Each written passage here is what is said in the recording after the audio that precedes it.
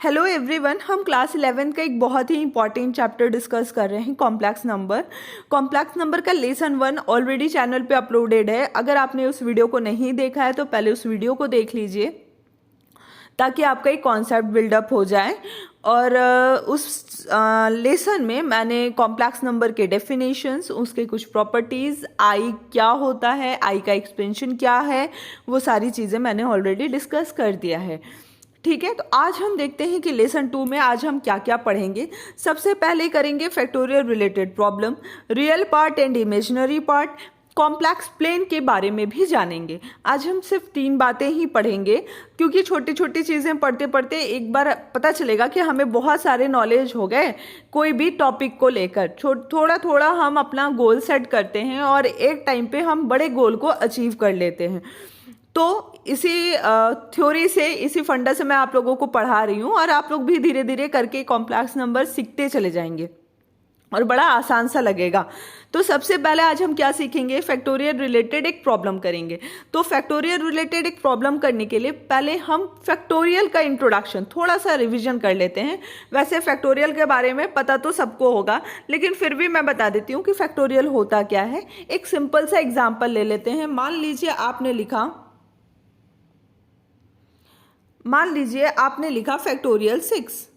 तो फैक्टोरियल 6 को अगर हम एक्सपेंड करते हैं तो हम लिखते हैं 6 × 5 × 4 × 3, मल्टीप्लाई में सारा जाता है × 2 × 1।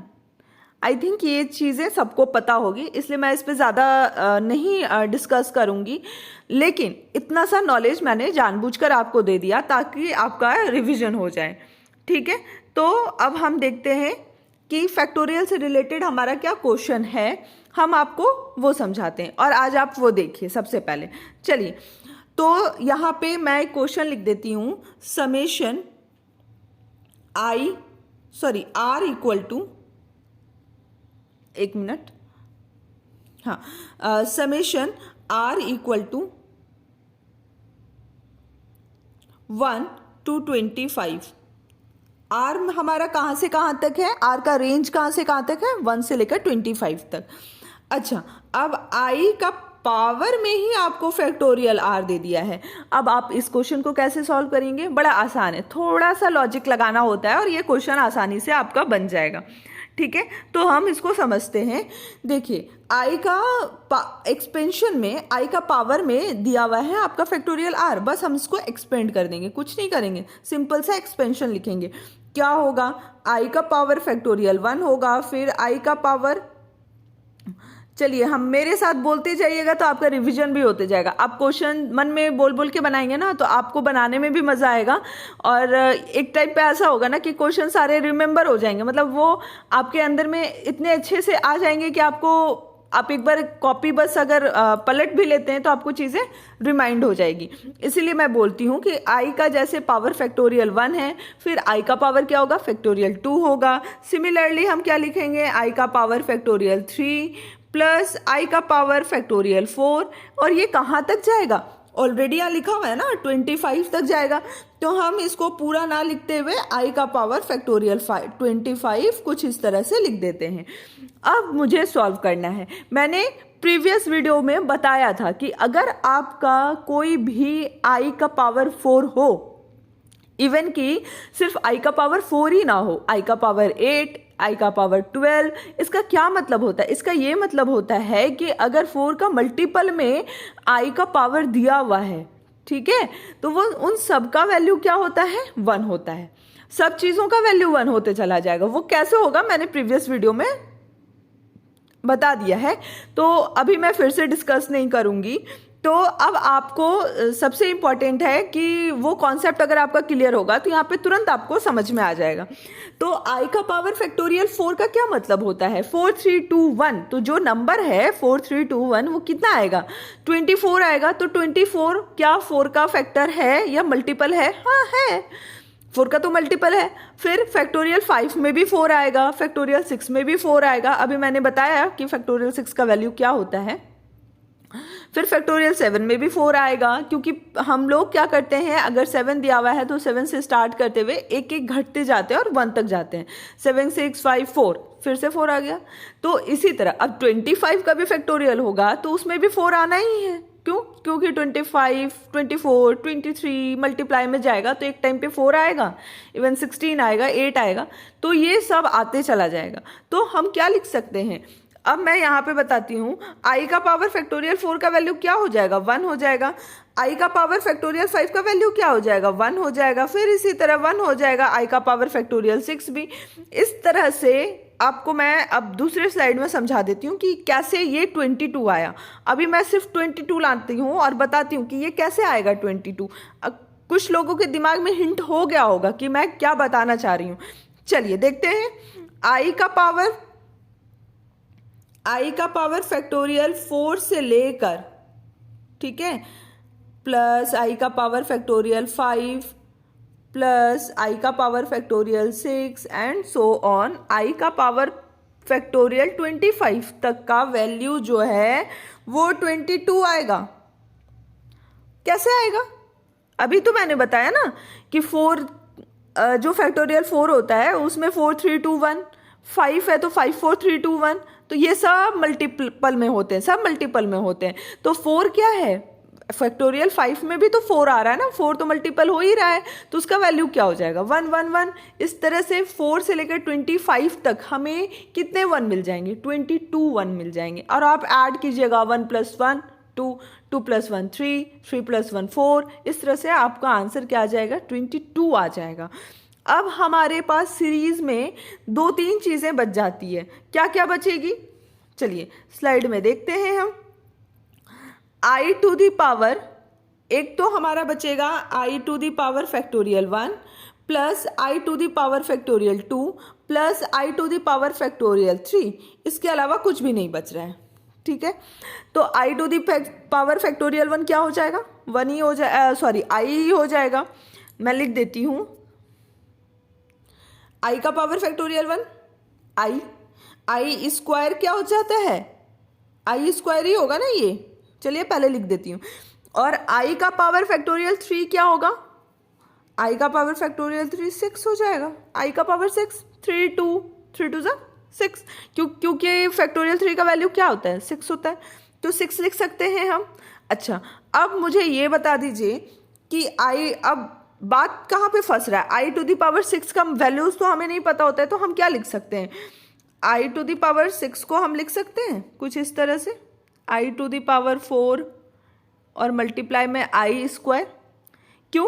क्योंकि आपने एक एक्सपोनेंशियल का प्रॉपर्टीज पढ़ा होगा, अगर बेस सेम होता है तो पावर ऐड हो जाता है, वही प्रॉपर्टी मैंने लगाया, प्रीवियस ही जो पढ़ा है ना, बस उसी को तोड़ मड़ोड़ के यहाँ पे करना होता है, ठीक है। तो आई का power 4 multiply with I square, अब फिर से 4 का मल्टीपल आ गया, यानी कि ये क्या हो जाएगा, -1 हो जाएगा। आई टू दी पावर 4 क्या होता है, 1, और आई स्क्वायर क्या होता है, -1, 1 × -1 क्या हो जाएगा, -1, यानी कि आपका क्या हो गया, इसका वैल्यू हो गया -1, करेक्ट। आई स्क्वायर क्या होता है, ऑलरेडी -1 ही होता है, और आई का वैल्यू तो आई ही होगा। अब हम नेक्स्ट स्लाइड में देखते हैं कि क्या हो गया हमारे पास, आई का value i square -1, i to the power 4 और मल्टीप्लाई में आई स्क्वायर क्या हो जाएगा, ये हमारा हो जाएगा -1 और ये +22, ठीक है। तो अब ये हमारा, अगर आप क्वेश्चन इसको सॉल्व करेंगे तो i + 20, यानी उतना सारा लंबा चौड़ा एक्सप्रेशन का एक सिंपल सा आंसर आया i + 20। आपको अगर नहीं समझ में आया होगा, हो सकता है मैड भी एक बार में दिमाग में ना आए, आप एक बार और वीडियो को फिर से स्टार्ट करके देख लीजिएगा, 2-3 बार देखेंगे आपको चीज़ें समझ में आ जाएगी, कोई दिक्कत नहीं है इसमें। चलिए अब हम पढ़ते हैं, नेक्स्ट स्लाइड में देखते हैं। हमारा, मैंने बोला था कि आज हम पढ़ेंगे रियल पार्ट और इमेजिनरी पार्ट, ठीक है। तो सबसे पहले रियल पार्ट और इमेजिनरी पार्ट को पढ़ने से पहले मैं कुछ लिख देती हूँ ताकि आप लोग को समझ में आ जाए। अगर यहाँ पे हो, इफ आप नोट भी करते चले जाएंगे। If z is equal to a plus i b and a b belongs to R, ये मैंने ऑलरेडी डेफिनेशन में लिखा हुआ है। देन अगर आपको ऐसा लिखा हुआ मिल जाए तो आप क्या कह सकते हैं, देन ए इज कॉल्ड, ए को क्या बोलेंगे हम, रियल पार्ट। ए को क्या बोलेंगे, रियल पार्ट। अगर आपको ये सारी चीजें if z is equal to a plus i b मिल जाए और ये भी बता दे कि a और b जो है हमारा रियल नंबर में है, रियल नंबर है, तो a हमारा क्या हो जाएगा, रियल पार्ट हो जाएगा। तो फिर बचता क्या है, बचता है सिर्फ हमारा इमेजिनरी पार्ट।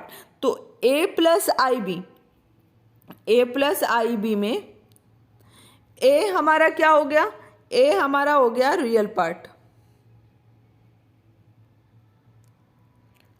तो आई बी में b क्या हो जाएगा हमारा, b क्या हो जाएगा हमारा इमेजिनरी पार्ट, इमेजिनरी पार्ट हो जाएगा। समझ में आया, इसमें कोई दिक्कत नहीं है, थोड़ा सा है बस डेफिनेशन पे ही आपको थोड़ा फोकस करना पड़ेगा और आपको समझ में आ जाएगा। ठीक है, तो यहां पे क्या हो गया कि हमारा रियल जेड, हाँ अब हमारा रियल जेड अगर आपको एक्सप्रेशन कुछ इस तरह से लिखा हुआ मिल जाए, देखिए मैं आपको बता देती हूं, अगर आपको एक्सप्रेशन ऐसा लिखा हुआ मिल जाए z is equal to a plus i b, ठीक है, और ए बी कहाँ बिलोंग्स करेगा हमारा आर में, तो आपका रियल जेड जो है वो क्या हो जाएगा ए, और इमेजिनरी जेड क्या हो जाएगा आपका बी, इंक्लूडिंग साइन। ये याद रखिएगा, अगर यहाँ पे निगेटिव होगा तो यहाँ पे भी जो बी है हमारा वो निगेटिव हो जाएगा, अगर ये पॉजिटिव है तो यहाँ पे ये बी भी हमारा पॉजिटिव हो जाएगा। आप इसको नोट डाउन करते चले जाएंगे अपने कॉपी में, और जब रिवीजन करना होगा तो फिर से एक बार वीडियो देख लेंगे और रिवीजन साथ साथ करते चले जाएंगे तो आपका कॉन्सेप्ट क्लियर हो जाएगा। अब चलिए कुछ क्वेश्चंस इससे रिलेटेड हम कुछ क्वेश्चंस बना लेते हैं।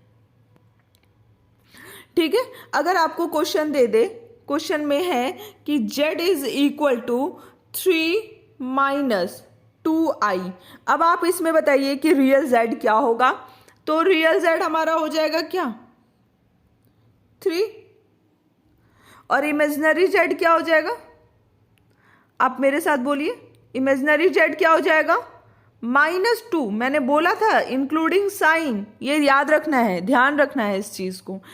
चलिए अब हम देखते हैं नेक्स्ट क्वेश्चन क्या है, फिर से हम एक क्वेश्चन ले लेते हैं अपने हिसाब से। मान लीजिए z is equal to 7i, तो अब आप इसमें बताइए कि रियल z क्या होगा, रियल z क्या होगा 0, क्यों, क्योंकि है ही नहीं। हम 0 लिख सकते हैं ना, बताया था मैंने कि आराम से 0 लिख सकते हैं, क्यों, क्योंकि हमारे पास जो मेरा रियल पार्ट है वो दिया ही नहीं है, तो हम 0 लिख लेंगे। और इमेजिनरी पार्ट क्या हो जाएगा, इमेजिनरी पार्ट क्या हो जाएगा हमारा 7। क्लियर है, आयोटा के साथ जो चीज इंक्लूडेड है, और हाँ साइन भी रखिएगा, आयोटा के साथ जो कोफिशिएंट है ना वही हमारा इमेजिनरी पार्ट होता है, बट साइन के साथ, ऐसा ध्यान रखिएगा। चलिए एक और क्वेश्चन ले लेते हैं हम, एक क्वेश्चन और ले लीजिए। चलिए आपका मान लीजिए कि हम एक ले लेते question z is equal to 9। अब बताइए इसमें इमेजिनरी और रियल पार्ट कैसे करेंगे, तो इसको हम लिख सकते हैं 9 प्लस 0i। तो अब यहां पे क्या हो गया हमारा, ये जो 9 है वो रियल z हो गया और 0 हमारा इमेजिनरी z हो गया। करेक्ट, समझ में आया, कोई दिक्कत नहीं होना चाहिए इस चीज में। हाँ क्वेश्चन में ये आपको इंक्लूडेड रहेगा कि 3 और 2, जैसे आप यहाँ पे देख पा रहे हैं ना, पहले जो क्वेश्चन मैंने लिया, एक सेकंड मैं वो स्लाइड में देखती हूँ कि वो स्लाइड में है या नहीं, यहाँ मैं फिर से आपको डिस्कस कर दूंगी। हाँ देखिए यहाँ पे 3 और 2 ये रियल नंबर ही होते हैं, ये ध्यान रखिएगा, 3 भी रियल नंबर है, 2 भी रियल नंबर है। -2 तो इंटीजर होता है, ये तो सबको पता है। तो आप देख पा रहे हैं ये रियल नंबर है। और उसके बाद में जो स्लाइड लिया 9 भी मेरा रियल नंबर है। फिर 7i का भी स्लाइड एक बनाया था, वो भी मेरा रियल नंबर है। तो जो डेफिनेशन है वो अगर फुलफिल हो रहा है तब तो कोई दिक्कत ही नहीं है। मान लीजिए कि अब इस तरह से है, एक इक्वेशन ले लेते हैं हम,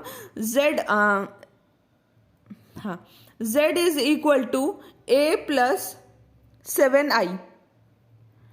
और आपको देखिए ये a तो हमारा क्या होता है, a हमारा बताया ही नहीं है कि रियल नंबर है कि इमेजिनरी है, क्या है, a के बारे में तो डिस्कस नहीं किया। क्यों? ए तो हम एज यूजल कांस्टेंट नहीं ट्रीट कर सकते ना, ए तो हमारा वेरिएबल होता है। मैथ्स में तो पढ़ा है हमने कि कांस्टेंट जो वैल्यूज होते हैं वो न्यूमेरिकल ही पार्ट होते हैं। अगर आपको अल्फ़ाबेटिकल नंबर कहीं पे दिख जाए तो हम अपने हिसाब से उसको कांस्टेंट तो कंसिडर नहीं कर सकते और ना ही हम उसको रियल बोल सकते हैं। तो ए के बारे में कुछ लिखा ही नहीं है। तो अब अगर आप आंसर दे देंगे इमेजिनरी जेड में, अगर आप आंसर में लिख देंगे 7, यहाँ पे अगर आप इमेजिनरी जेड में यहाँ पे 7 लिख देंगे तो ये आपका गलत हो जाएगा।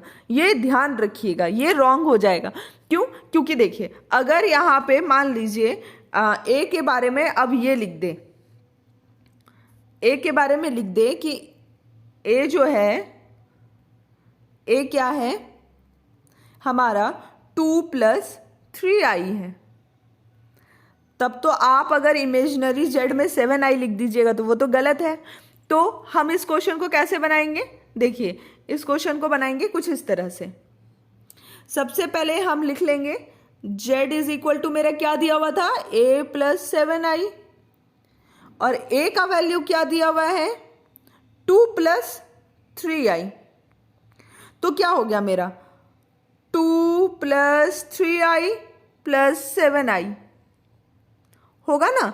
तो 2 + 10i होगा, तो इमेजिनरी पार्ट क्या हो जाएगा 10 हो जाएगा। इस चीज़ में तो आई थिंक किसी को कोई परेशानी नहीं होगा, कोई दिक्कत नहीं है। ये बहुत ही छोटी चीज़ें हैं, समझ में आ गई होगी। अगर नहीं आया होगा तो एक बार और वीडियो देख लीजिएगा। फैक्टोरियल के बारे में ऑलरेडी पता है, समेशन का एक्सपेंशन कैसे लिखते हैं वो पता है। मैंने प्रीवियस वीडियो में ये भी बता दिया था कि 4 का मल्टीपल होगा तो आंसर 1 आएगा। तो फिर मैं वही मेथड को यूज़ करके पहले वो फैक्टोरियल का क्वेश्चन बताई, फिर रियल पार्ट और इमेजिनरी पार्ट का सेपरेशन कैसे कर सकते हैं, क्वेश्चन में क्या देना ज़रूरी है, अगर नहीं दिया हुआ है तो हम अपने हिसाब से अजम्पशन नहीं कर लेंगे। ये सारी छोटी छोटी चीज़ें हैं, ध्यान रखिएगा। एक बार मैंने फिर से आपको रिमाइंड करवा दिया। चलिए अब हम आज नेक्स्ट चीज़ पढ़ते हैं। अच्छा सबसे पहले मैं ये इम्पॉर्टेंट बहुत ज़्यादा है, ये ध्यान रखिएगा, ये नोट हमेशा माइंड में एक इमेज की तरफ फिट कर लीजिए। मैं लिख देती हूँ उस चीज़ को। क्या है कि अगर जो नंबर होता है, आपका नंबर है, वो किस तरह से काम करता है ये देखिए। सबसे पहले अगर नेचुरल नंबर क्या होता है, ये इंटीजर का पॉजिटिव पार्ट होता है। उसके बाद क्या आएगा हमारा होल नंबर आएगा। उसके बाद क्या आएगा इंटीजर आ जाएगा। ये सबसेट का साइन है, ये तो पता है ना, ये सबसेट का साइन होते जा रहा है। Natural number equivalent to integer के पॉजिटिव इंटीजर और नेचुरल नंबर एक ही चीज है, ध्यान रखिएगा। इसीलिए मैंने डायरेक्टली लिख दिया natural number equivalent to positive integers is a subset of whole number. Whole number में क्या आता है, जीरो भी इंक्लूड हो जाता है, इसीलिए बोला subset of whole number. Whole number is a subset of integer. Integer में जीरो आते हैं, जीरो आएगा, पॉजिटिव नंबर आता है, नेगेटिव नंबर्स भी आते हैं, इसीलिए कहा मैंने whole number is a subset of integer. And what integer किसका सबसेट हो सकता है जरा बताइए मुझे। वो नेचुरल नंबर रैशनल नंबर का सबसेट हो सकता है। रैशनल नंबर का डिनोशन कैसे होता है, क्यू से, ठीक है। रैशनल नंबर किसको कहते हैं, the number which are in the form of p/q and q not equal to 0। तो आपका जितना भी इंटीजर है वो p/q के फॉर्म में आसानी से लिखा सकता है। क्यों? क्योंकि किसी भी नंबर के नीचे में डिनोमिनेटर में ऑलरेडी अंडरस्टूड होता है, या कहें कि ये सबको पता है कि किसी भी नंबर में डिनोमिनेटर 1 ही होता है, 1 के अलावा नहीं कुछ हो सकता है, तो p बाई क्यू के फॉर्म में हम हर इंटीजर को भी लिख सकते हैं। तो क्या हो गया, हमारा इंटीजर किसका सबसेट हो गया, रैशनल नंबर का। रैशनल नंबर किसका सबसेट होगा, रियल नंबर का। और सबसे बड़ा क्या होगा, वो होगा कॉम्प्लेक्स नंबर। ये याद रखिएगा, कॉम्प्लेक्स नंबर सबसे बड़ा हो गया। कॉम्प्लेक्स नंबर में ही आपका रियल नंबर भी आ गया। तो पहले वीडियोस में मैंने बताया था, पहला जो वीडियो इसमें मैंने बताया था कि नंबर 2 टाइप के ही होते हैं, रियल नंबर और कॉम्प्लेक्स नंबर। अब देखिए कॉम्प्लेक्स नंबर में इंक्लूडिंग रियल नंबर मैंने अभी आपको कुछ चीज़ें डिस्कस की कि रियल पार्ट, इमेजिनरी पार्ट क्या होता है। फिर उससे पहले मैंने फैक्टोरियल से रिलेटेड एक क्वेश्चन बता दिया था। चलिए अब हम कुछ एक नया चीज़ और थोड़ा सा सीख लेते हैं। कॉम्प्लेक्स प्लेन किसको कहते हैं। अभी तक हमने नंबर लाइन ड्रॉ किया है 10th तक, नंबर लाइन ड्रॉ किया -1 से लेकर 1 2 3 जो भी प्लॉट किया, ग्राफ में कुछ पॉइंट्स बनाना था, वो सारी चीज़ें हमने 10th में बड़े आसानी से कर लिया। अब जब हम कुछ नया चीज़ पढ़े हैं तो उससे हर चीज़, कॉम्प्लेक्स नंबर एक नया टॉपिक है आप लोगों के लिए, 11th में बिल्कुल नया है, तो उससे रिलेटेड हर एक छोटी छोटी चीज़ें पढ़ेंगे हम। जैसे रियल प्लेन तो आप लोग सब समझते हैं, जहाँ पे नंबर लाइन ड्रॉ होते हैं उसको रियल प्लेन कहते हैं। तो फिर कॉम्प्लेक्स प्लेन क्या होगा, जहाँ पे हम कॉम्प्लेक्स नंबर ड्रॉ कर सकते हैं, कॉम्प्लेक्स नंबर के डिजिट को ड्रॉ कर सकते हैं, उसको हम कॉम्प्लेक्स प्लेन बोलेंगे। तो डेफिनेशन हम इस तरह से भी लिख सकते हैं, मैं लिख देती हूँ, चलिए नेक्स्ट स्लाइड में मैं लिख देती हूँ डेफिनेशन कि corresponding to any complex number, यहाँ पे आप लिखिए corresponding to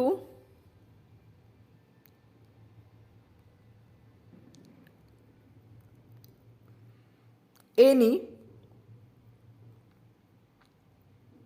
complex number z equal to क्या है, alpha plus i beta.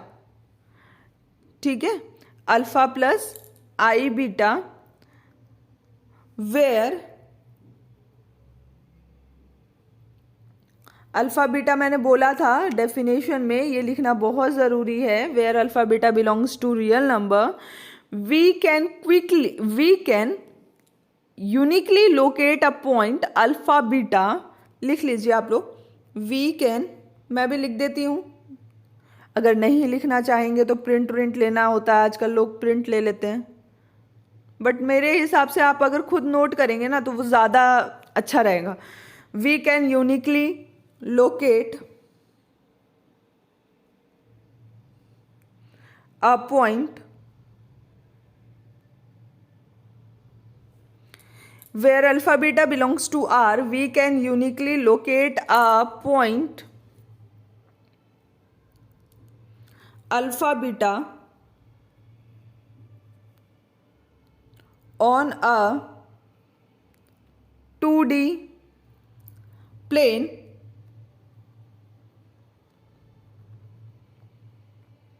called complex plane।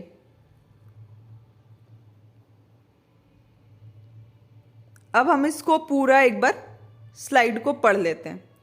चलिए, ये थोड़ा सा बोर्ड वगैरह पे अभी ऑनलाइन, हाँ ये हैंडराइटिंग पे मत जाइएगा, वर्ड मेरे समझने की कोशिश कीजिएगा।